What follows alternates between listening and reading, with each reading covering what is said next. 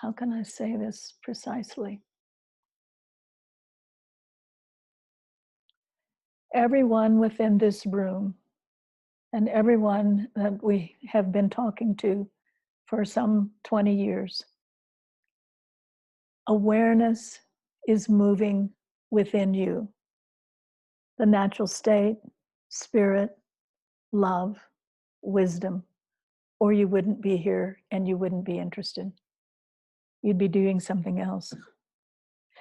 And whether it is coming from a certain tradition, whether it is coming from a certain culture, whether we are a certain gender, or whether we are from we're a certain race, all that we are united by, whether it's the mountain or the flowers or the human species, is the Godhead, the silent essence, and that arises and creates itself in the myriad of form. And you can call it whatever you want to call it. I call it love. What was just coming to this, I don't even know how to describe it. It was just this, I simply am so moved and so called forth to be an instrument of bringing forth in each and every one of us, and I'm speaking of myself, I don't ever see myself as separate from anyone else, to meet what is being asked.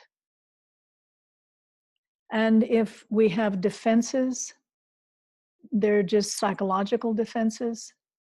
If we're having fears or concepts that we've been taught from other times, if we're grasping onto our experiences that we've had a moment ago, let alone 5 years ago, 10 years ago, or 20 years ago, as precious and beautiful as they are, that's not it.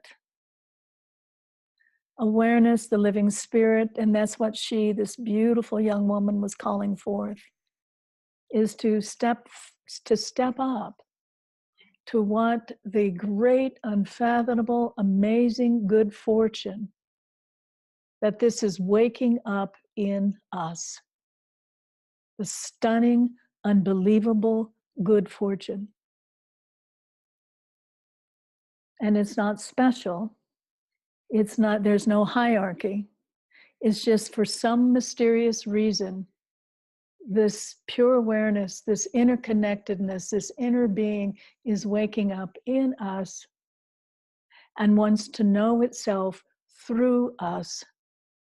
And the only objection or obscuration are defenses from the past, false identities of those conditionings or defenses, and ideas that have been passed down, or beliefs maybe are more appropriate, by our mother, our father, our culture, religions that maybe we don't even know that we were influenced from. And it's not to negate our uniqueness, but it is this awakening, this great unfathomable beauty that for whatever mysterious reason has woke up in this individual and wants to know itself all the way through, to embody itself. And not in some kind of an ascension where we come out of the body and we're waiting for some heaven realm, or whatever it is that we've been taught, that if we do this, this, and this, then this will happen. It is the embodiment with all of our foibles, all of our neuroses, all of our uniqueness, all of our beauties, all of our talents, all of our skills, everything that we have gathered along the way. It's to dance the awareness or the pure spirit, I like the word the natural state, it begins to awaken and dance within this individual. The human life is included. It cannot be excluded, though we've attempted to for the last maybe 2,000 or God knows how many years. We've tried to separate it out. So this sense of listening to this young woman, and I don't know if you've been paying any attention to the news, these young people are showing up. They're like in 8 years old, 10 years old. And they're showing up all over the world. And they're saying, pay attention. Pay attention. You don't go to sleep and pretend this is not happening. And you can see that as a fearful place. And I'm sure some of them are probably quite fearful underneath their courage and their integrity to speak out.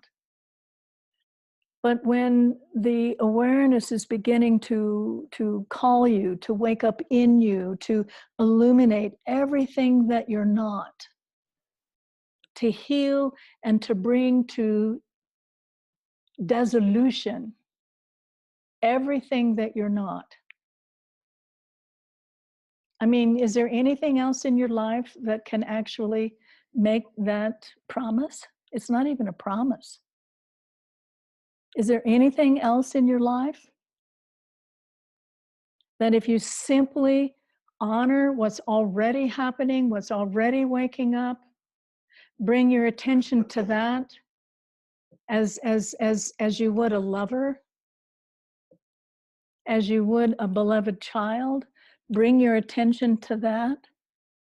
And in that devotion, in that vigilance, whatever arises in whatever form,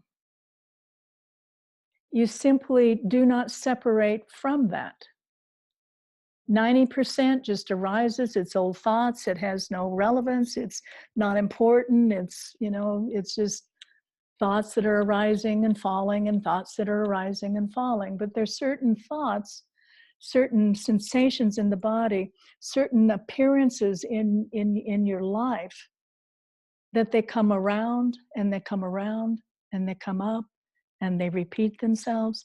And you can have 4 husbands or 4 wives, or you can have 20 lovers, or you can have 10 bosses, or you can have whatever, and the same pattern will come up again. Those are the ones that you literally have incarnated to bring forth to healing and to resolution. And unfortunately, because they're so familiar, we tend to keep them in the peripheral, or many times we just completely deny them and ignore them. It's like the wallpaper in a room that you've been in for all of your life, right? You don't notice it.